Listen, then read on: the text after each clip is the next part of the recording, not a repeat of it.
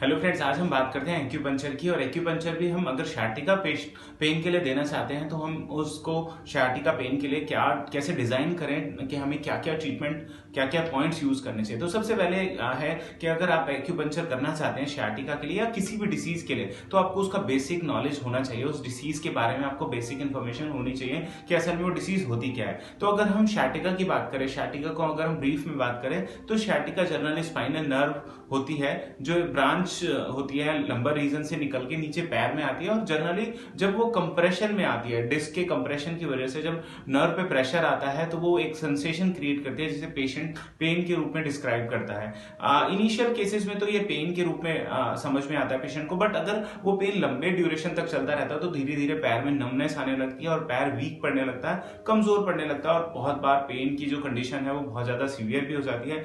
Even patient ना तो late पाता है और बहुत बार चलना उसके लिए बहुत मुश्किल हो जाता है। और इसमें एलोपैथिक मेडिसिन बहुत ज्यादा कुछ काम नहीं करती। बहुत बार एलोपैथिक डॉक्टर्स इवन स्टेरॉइड भी दे देते हैं, पेन किलर इंजेक्शन भी देते हैं, बट वो बहुत ज्यादा कुछ उसका सेटिस्फैक्टरी रिजल्ट नहीं है, बहुत अच्छा आराम पेशेंट को नहीं आता है। बट एक्यूपंक्चर की अगर हम बात करते हैं तो एक्यूपंक्चर बहुत जल्दी रिजल्ट देता है और इसका जो इफेक्ट है वो लॉन्ग ड्यूरेशन में रहता है। मतलब अगर मैं अपनी लाइफ में बात करूं तो मैं हजारों ऐसे पेशेंट्स को देख चुका हूं जिनको sciatica थी और उनमें से 80% पेशेंट पूरी तरह रिकवर हो चुके हैं। और उनमें से बहुत सारे ऐसे पेशेंट हैं, मतलब 70-80% पेशेंट तो ऐसे हैं जिनको कभी वो दोबारा sciatica प्रॉब्लम हुआ ही नहीं, हुआ भी है तो 10-15 दिन के ट्रीटमेंट से वो कंप्लीटली ठीक हो गए, जहां पेशेंट को बोला था डॉक्टर ने कि नहीं ये तो विदाउट सर्जरी ठीक ही नहीं होगा। तो आगे हम बात करते हैं कि अगर हम sciatica ट्रीटमेंट स्टार्ट करना चाहते हैं तो सबसे पहले हमें ये तो पता होना चाहिए कि बेसिक क्या है, उसमें स्ट्रक्चर में क्या चेंजेस आए हैं, डिसीज की रूट क्या है।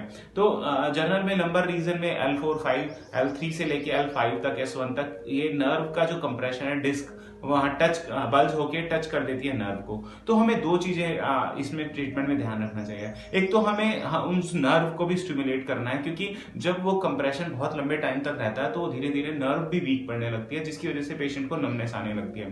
तो हमें एक तो नर्व को टोनिफिकेशन करना है, उसको स्टिमुलेशन देना है, साथ ही साथ जो डिस्क है जो बल्ज हो गए हैं जिन्होंने उसको कंप्रेशन दिया उसके भी साइज को या उसकी भी इन्फ्लेमेशन को कम करना है। तो यहाँ पर जब ट्रीटमेंट हम करते हैं तो ट्रीटमेंट के जो मॉड्यूल्स रहते हैं वो दो तरह से हम डिसाइड करते हैं। एक तो होता है कि हम जो नर्व है उसको टोनिफिकेशन दें, उसके कुछ पॉइंट्स होते हैं उनको देके हम स्टिमुलेशन दें। दूसरा होता है डिस्क भी जो फूली हुई है उनका भी हम साइज उसको रिड्यूस कराएं, उसकी इन्फ्लेमेशन को रिड्यूस कराएं।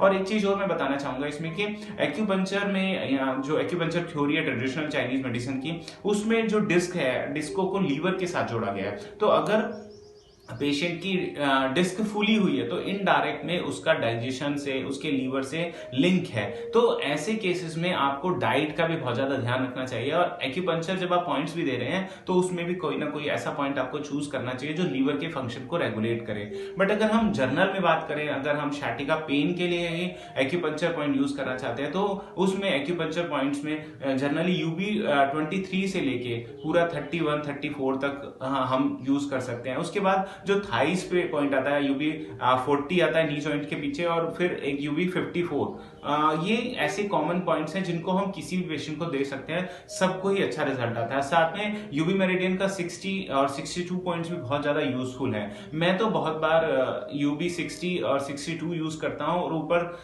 के पॉइंट्स को मिलाकर वाइब्रेशन देता हूं, जिसको हम जनरली टेंस बोलते हैं, या स्टिमुलेशन एक्यूपंक्चर में जो हम यूज करते हैं मशीन स्टिमुलेशन के लिए। तो जब मैंने इसको ऐसे कॉम्बिनेशन में देके देखा तो रिजल्ट बहुत अच्छे आते हैं। तो आप भी ये यूज कर सकते हैं और इससे बहुत जल्दी पेशेंट को रिकवरी होती है। साथ साथ हमें लोकल चीजों का भी ध्यान रखना चाहिए। अगर आप बैक के भी पॉइंट्स लेंगे, स्पाइन के सेंटर के भी, जैसे CV मेरिडियन के पॉइंट्स लेंगे, तो वो भी आपको बहुत ज्यादा फायदा देंगे।